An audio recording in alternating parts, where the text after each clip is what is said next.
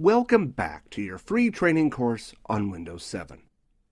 In some cases, you may want to upgrade to Windows 7, but there will be no direct upgrade path. When this happens, you can perform a migration to Windows 7. When you perform a migration to Windows, you copy over settings and documents. Unfortunately, after the migration, you are going to have to reinstall all your applications. The version of Windows you are running will determine your ability to upgrade to Windows 7, and migrating may be your only choice. For example, if you are running Windows XP, there are no upgrade paths available if you want to change from a 32-bit version of Windows to a 64-bit version of Windows. The same is true if, for some reason, you want to change from a 64-bit operating system to a 32-bit operating system. If you purchase new hardware or change hardware, you may also want to perform a migration. For example, if you have been using a desktop computer, you can change to a laptop. In situations like these, an upgrade is not possible and your only choice is to perform a migration. When migrating to Windows 7, there are two different ways to perform the migration. First, if you install Windows 7 on the same hardware that contains an existing operating system, this is called wipe and load. You literally back up everything you need, wipe the hard disk, and then install the new operating system. Once complete, you copy over your settings, data, and reinstall your applications. The other kind of migration you would perform is when installing on different hardware. This usually occurs when you purchase a new computer. This is called a side-by-side migration. This is normally done when you can put the computers next to each other and copy settings between them.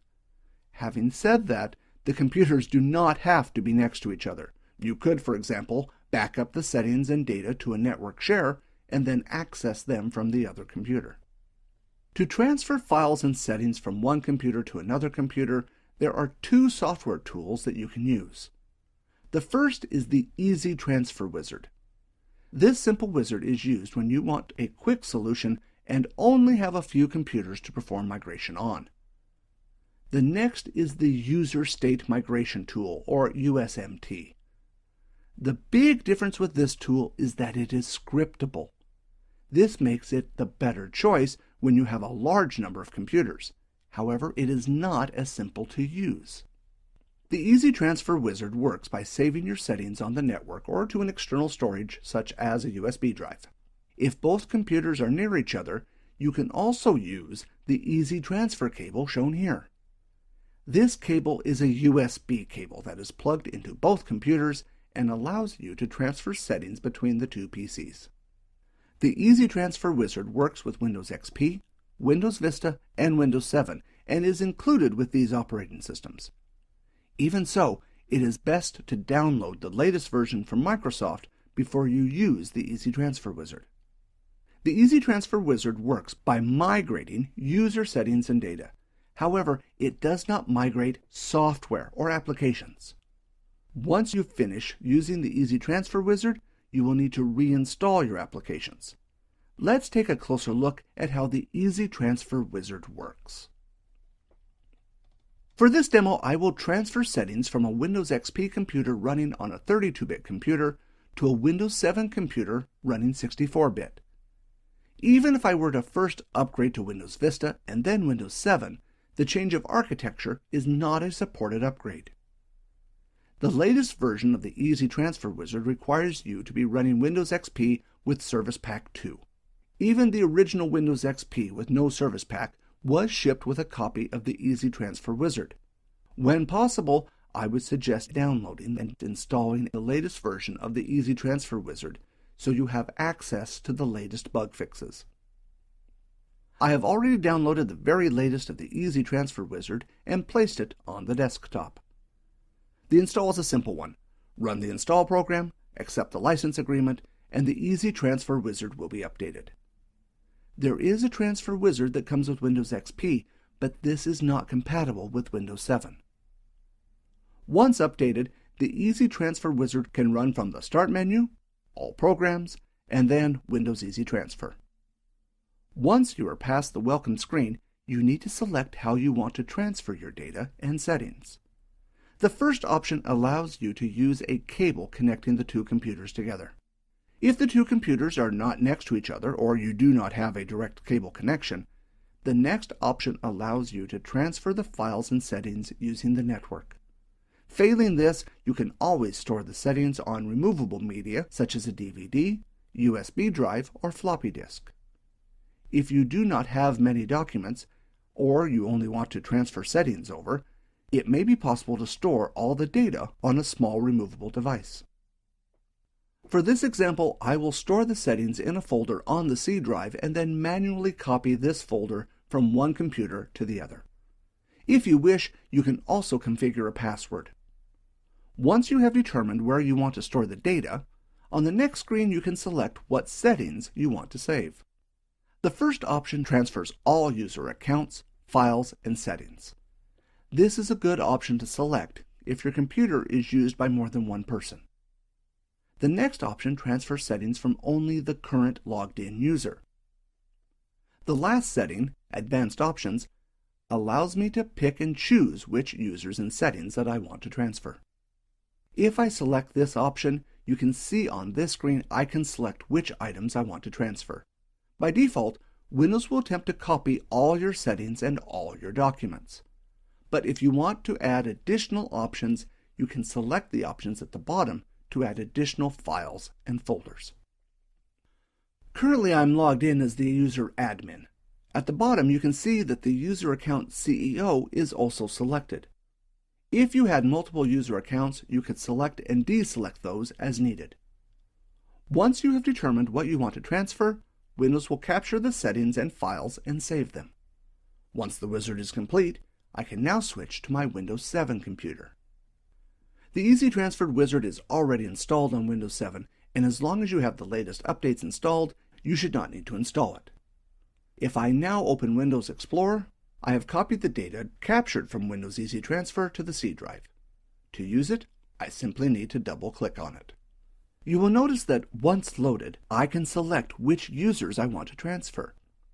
If you select Advanced Options, you can change the accounts the user will be transferred to. Once all the settings have been transferred, you may be asked to reboot the computer. Once the computer is rebooted, any user accounts that were required to be created have been created, and your files and settings have been transferred. The Easy Transfer wizard works well when you have only a few computers from which to transfer files and settings, but in an enterprise environment, you may want to use a different tool. If you have more than one computer to migrate settings to and from, you may want to consider using the User State Migration tool. This tool is included with the Windows Automated Installation Kit, which is available as a free download from Microsoft. This is a command line tool, so it can be used in scripts.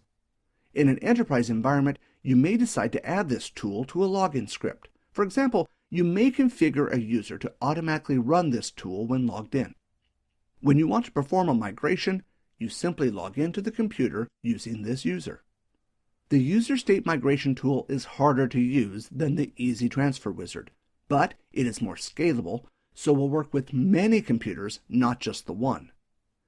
Due to the extra configuration required, you generally would not use the User State Migration tool with just one computer.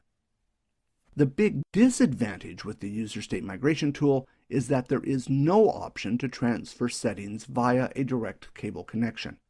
You need to store the data created by the User State Migration tool on an intermediate storage, usually a network drive. There are two executables related to USMT. These are scan state and load state. Scan state saves the settings, while load state loads the data saved by scan state and applies it to the computer.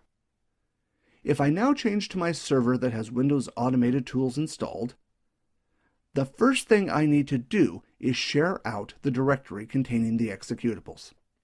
By default, this is under the Tools directory located in the Windows AIK program directory.